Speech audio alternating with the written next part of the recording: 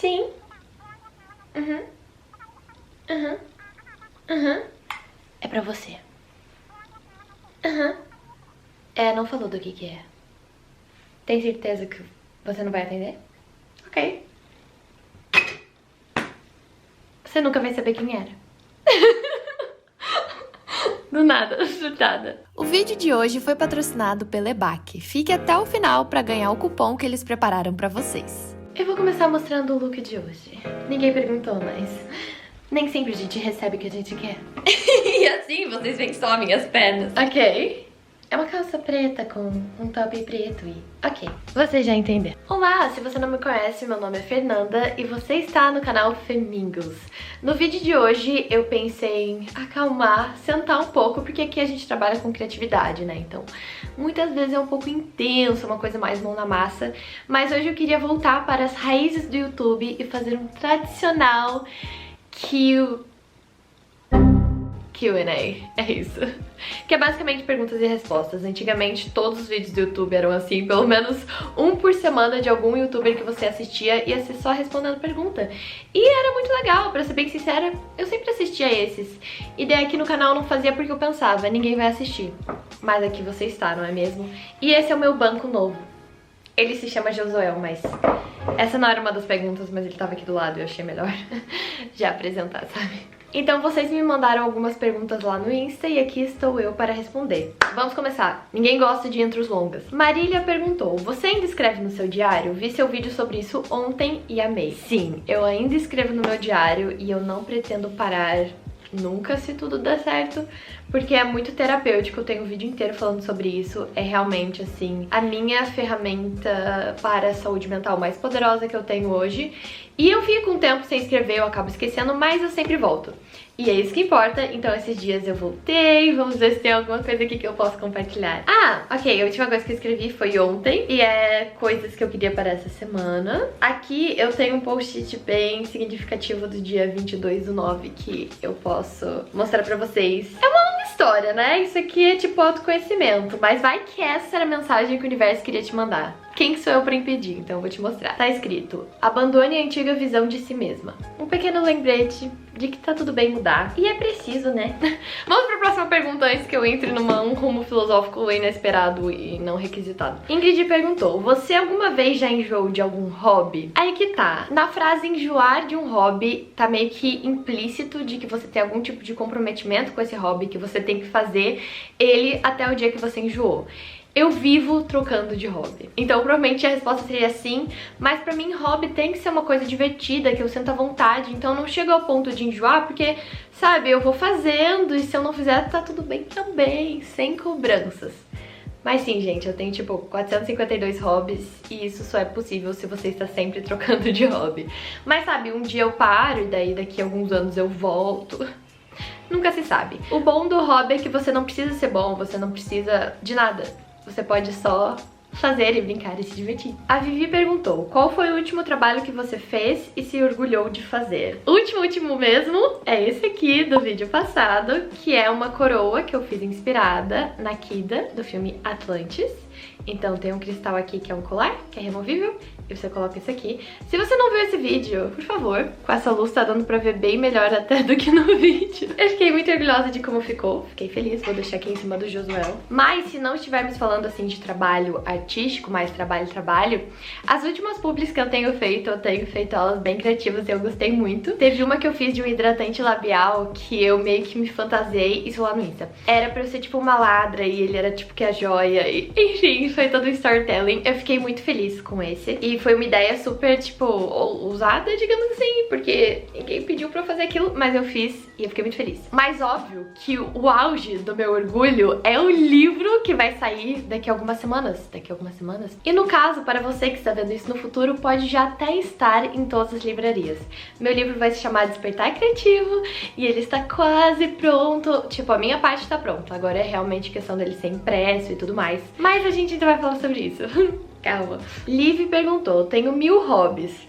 Eu também. Como escolher um pra me dedicar profissionalmente? Como você escolheu o design? Cara, eu acho que eu já mudei muito de ideia em relação a isso de profissão, até porque eu fui crescendo e evoluindo e sentindo. Eu acho que a sua profissão tem que ser alguma coisa que de fato você gosta de fazer repetidamente. Mas que um dia você não vai gostar, assim, é um fato. Tudo que você repete demais, tem dias que você não vai estar a fim de fazer, mas você tem que fazer do mesmo jeito.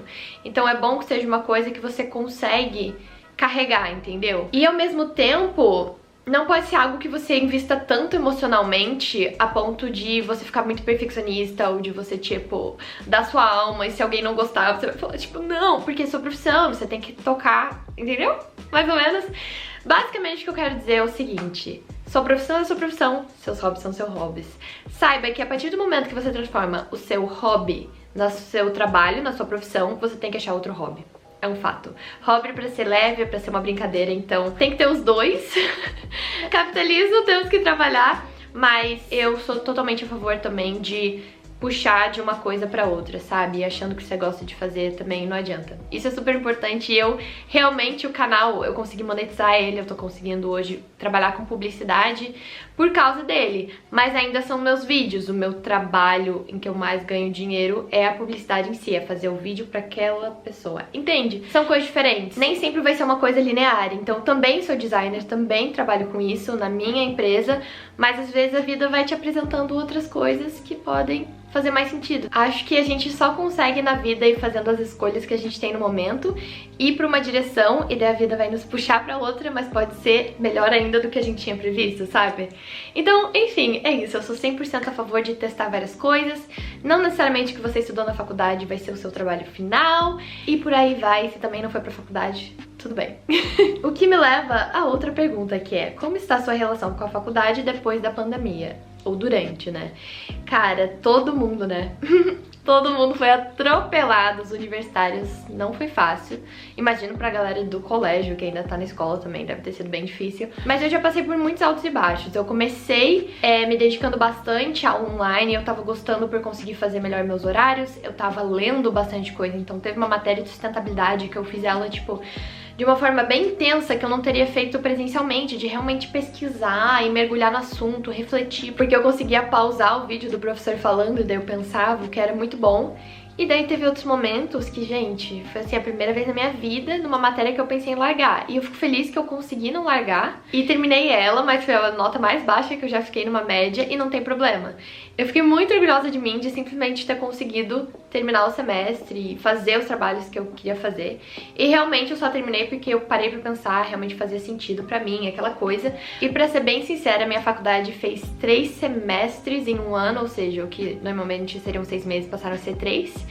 Então eu fiz 2 semestres assim, e agora pausei um pouquinho para ajeitar a minha vida. Eu não sabia se eu ia compartilhar isso ou não, porque foi um passo bem grande, mas é que como tá nesse ritmo frenético de 3 meses, eu tava sentindo que não ia rolar, eu já tinha chegado no meu limite, assim, sabe? Semestre passado eu realmente levei até o meu máximo, agora eu vou dar uma respirada porque não adianta, sabe? Eu sou muito assim, eu gosto de aprender, eu gosto de realmente estar lá participando e eu não gosto de fazer nada mal feito, então joguei aqui algumas questões da faculdade que se passaram na minha mente. Me contem como vocês têm passado por esse momento.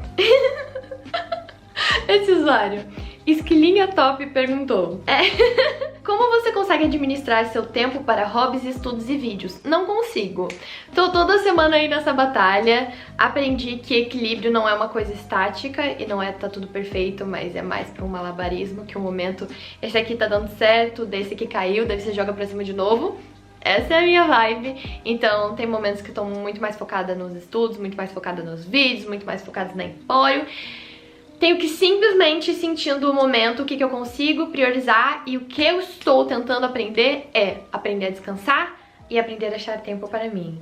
E achar tempo para a minha vida social que não existe, que eu estou tentando criar. Então, que inclusive conecta com a pergunta da Rebeca, que era o que você mais aprendeu durante a pandemia. É muito complicado falar sobre isso porque é uma coisa tão pesada, foi um momento tão difícil pra todo mundo, né, que às vezes É estranho tentar achar um lado positivo, mas eu também acredito que nada acontece por acaso e tá rolando uma evolução forçada, assim, sabe? O universo, tipo, só aprendi isso logo. Então eu tava tentando ouvir isso. Eu acho que esse foi um momento muito de voltar pra dentro, de olhar pra si. Nem sempre isso é fácil, comecei terapia, tive momentos de muita ansiedade. Nossa, gente, foi tanta coisa, mas hoje eu tô aqui, assim, sério, muito bem. Não, hoje, por exemplo, eu tô muito bem, mas amanhã eu não prometo nada, é isso que eu quero dizer. Altos e baixos, de novo, tive que conviver com isso que eu nunca tinha sentido, acho que tanta instabilidade emocional, assim, sabe? De uma hora eu tô no céu e outra hora eu tô no inferno. E daí eu tive que, opa, vamos tentar regular. Por isso que é tão importante descansar e cuidar de si mesmo. Então estou nesse processo, mas, nossa, sério, tô muito melhor do que já estive e agora eu consigo olhar com um pouco mais de calma. Tem sido difícil ainda aceitar que vai passar, porque às vezes minha mente esquece que vai passar, sabe? Tipo, ela esquece e eu penso, tipo, eu tô presa. Mas daí eu fico, tipo, não, vai passar, sabe? O que eu tô falando? Por que eu tô me desesperando? Tipo, daqui uns meses isso não vai mais ser assim. Eu não respondi a pergunta. Então é difícil escolher um aprendizado só, como eu comentei isso, de ter que descansar, de ter que olhar pra quem eu sou, tirando quem é Femingos, sabe? Tipo, eu comecei a olhar quem é Fernanda. Vamos tentar descobrir. E eu acho que o que eu senti muita falta foi da vida social, que eu já não tinha muito, então foi por isso que pesou pra mim, sabe? A minha terapeuta até falou que a pandemia foi tipo a gota d'água pra todo mundo, então normalmente era algo que você já tinha dentro de si, sabe? E que pra mim era isso, eu não tô no meu quarto há 2 anos, eu tô no meu quarto há 23 anos e eu sempre fui muito de me esconder, às vezes de me isolar. Eu tinha muita vontade de, tipo, fazer amigos, ser mais extrovertida, mas essa foi uma coisa que eu tive que aprender na marra, assim. Eu literalmente tenho que me obrigar, sabe? Tipo assim, não. Você precisa ir lá e conversar com pessoas porque você ama isso e faz bem pra você. Mas eu tenho que me forçar, porque senão a minha zona de conforto é muito isso aqui, ó. Eu, meu quartinho e minha câmera.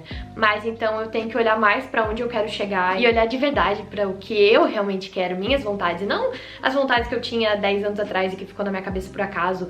Ou não uma expectativa que alguém colocou em cima de mim, mas não o que eu quero. Isso não é muito difícil. Nossa, esse vídeo vai ser tão longo.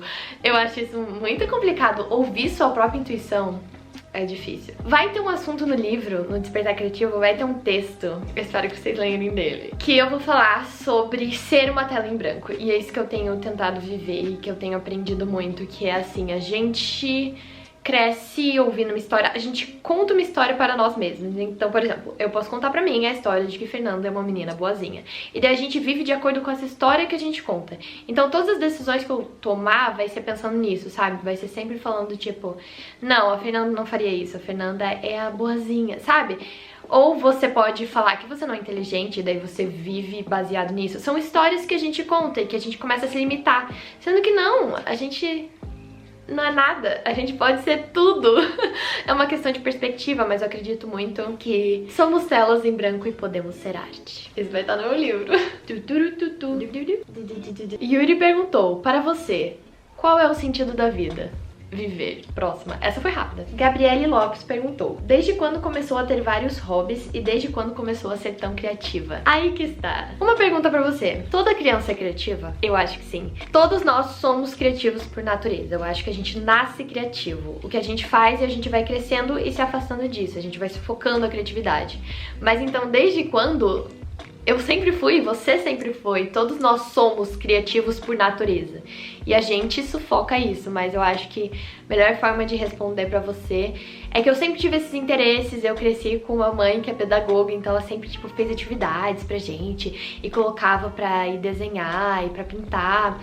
Então eu já cresci, assim, desde criança, tendo atividades lúdicas que foram muito importantes pro meu desenvolvimento, até fazer uma aula de artes, porque sei lá porque eu tinha 6 anos e eu fiquei com vontade, minha mãe me colocou e foi muito legal. Mas durante a adolescência eu super fui sufocando isso, justamente por essas coisas de tipo, meu, ninguém faz isso, por que eu vou fazer isso? O que eu vou ganhar fazendo isso, sabe? Tipo, colagem. Mas eu fui achando algumas coisas que eu gostava, então uma das primeiras que eu comecei a fazer, que eu lembro agora, além de desenhar, voltei a desenhar, acho que com uns 14, 15 anos, depois veio scrapbook. Então eu já, sabe, ia acumulando. Eu tinha interesse em fotografia, fotografia, daí no ensino médio eu comecei a fazer os vídeos que precisava pra trabalho de escola, e daí durante o cursinho foi o meu fundo do poço, em que eu literalmente, com 18 anos assim, tranquei tudo, não fazia nada que me fazia feliz, eu só estudava e foi horrível. E, enfim, depois do cursinho, quando eu comecei esse canal, posso dizer que foi 2016 que eu comecei a fazer vídeos no Musical.ly e que eu comecei a explorar mais minha criatividade, tipo, eu posso fazer isso no vídeo, eu posso fazer isso no vídeo. E daí eu comecei aos poucos, junto com o canal, tipo, você literalmente pode ver o universo expandindo aqui no canal. E eu fui pegando um novo hobby, daí eu pintava aquarela, e daí depois eu estava fazendo colagens e foi crescendo, e agora eu faço coroas, então... Eu acho que isso é muito legal, sabe? Eu acho que a minha vida adulta tem sido uma grande jornada criativa, o que eu amo. Por isso que eu acho que eu sou uma adulta feliz. Teve umas perguntas tão boas. A Tatá perguntou: qual a melhor coisa que já te aconteceu? E na hora me veio uma resposta. Conquistar, seria conquistar a palavra, crescer, adquirir, nutrir, aumentar a minha autoestima. Essa foi a melhor coisa que me aconteceu. Eu lutei muito por isso, desde que eu era adolescente. Era meu sonho ter autoestima. E foi junto com todo esse rolê aí de começar a internet. 2016 foi o fundo do poço. Depois do fundo do poço, gente, é pra cima. Então 2016 foi o ano do fundo do poço, quem eu sou. E daí eu comecei a trabalhar minha autoestima e buscar, e buscar, e buscar, até que ela foi crescendo. E eu posso dizer que agora com 23 anos é o melhor ponto que a minha autoestima já teve. E isso me deixa muito feliz. Tudo que eu conquistei até hoje tá muito ligado à autoestima, porque se você não acredita que você vai conseguir, você nem tenta. Então é isso. Anne perguntou: tem algum lugar que você sonha muito em visitar? Eu tenho muitos desses lugares, mas o que vem na minha mente, assim, é Marrocos. Por que será? Não sei, algo me chama lá. Eu acho Marrocos fenomenal em questão de estética, de beleza, cultura rica, aqueles mercados caóticos e cores pra todos os lados, texturas, cheiros, sabores. Enfim, nunca estive lá, mas Marrocos eu quero muito conhecer. Essa é muito boa. Cauã perguntou: como você era nos tempos de escola? Eu acho que isso diz muito sobre uma pessoa.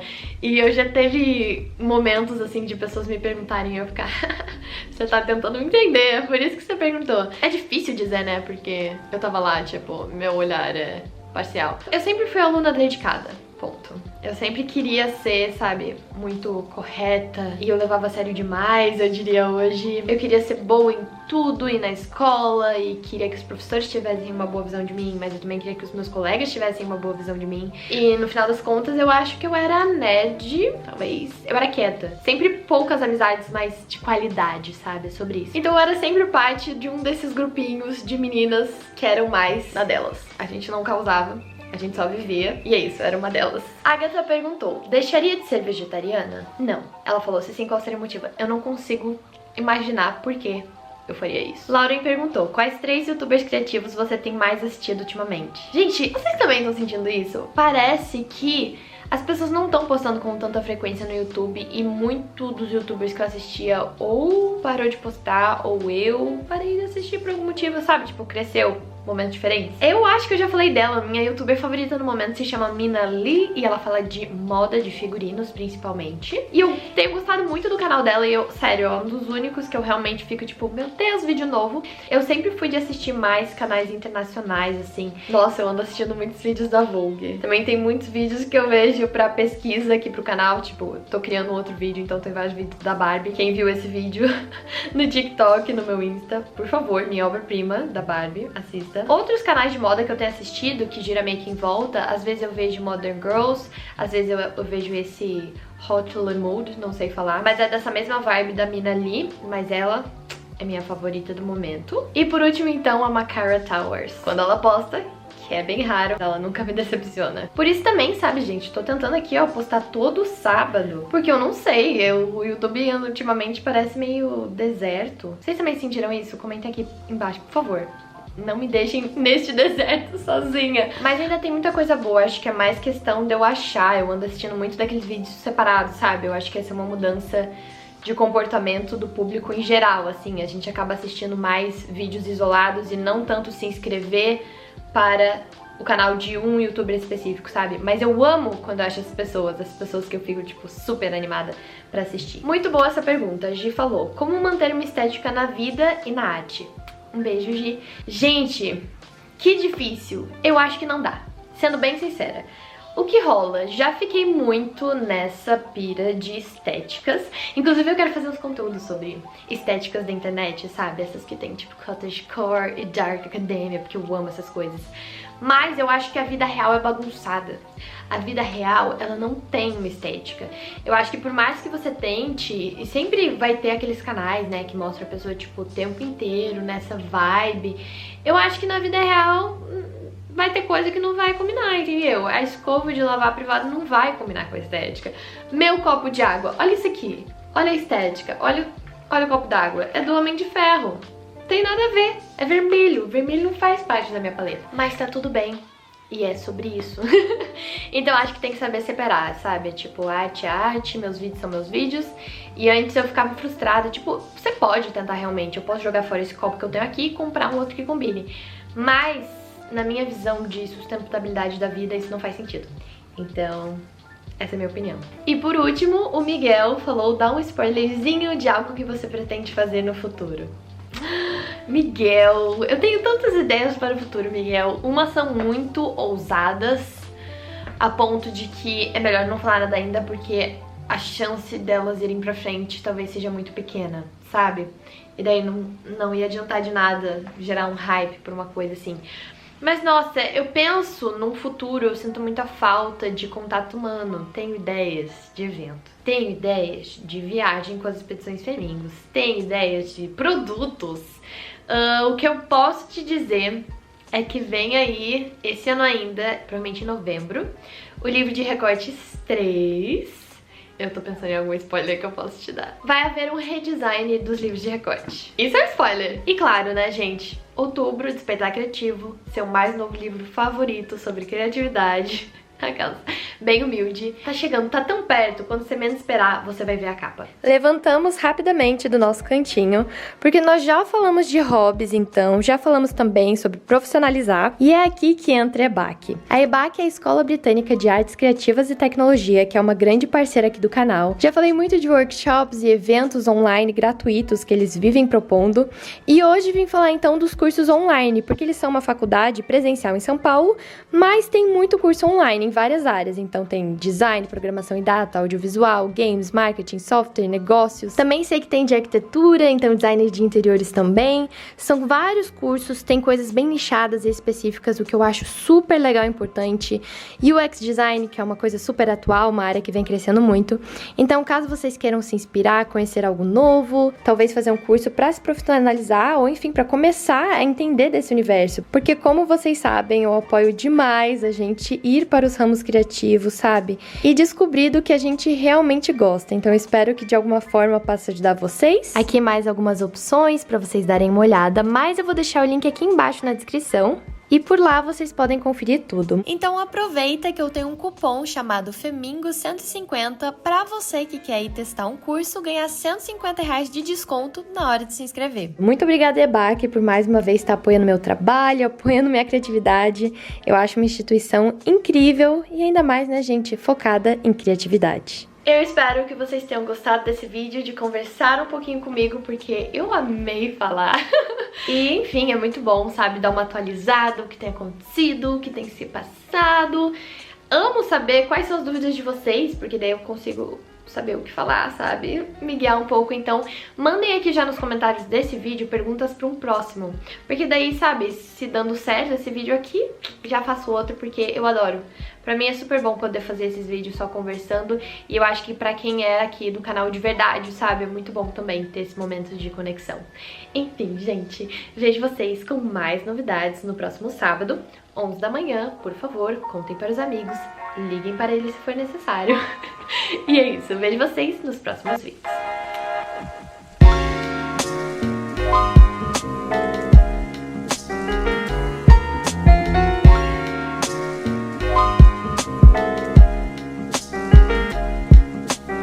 Do nada eu fiquei um pouco assim, e agora eu quero falar tudo assim. Rolou um pouco de pose, uma coisa assim. Ai, tô tocando de novo. Aham. Eles fizeram isso? Meu Deus. Aham. Não, deixa comigo. Sim.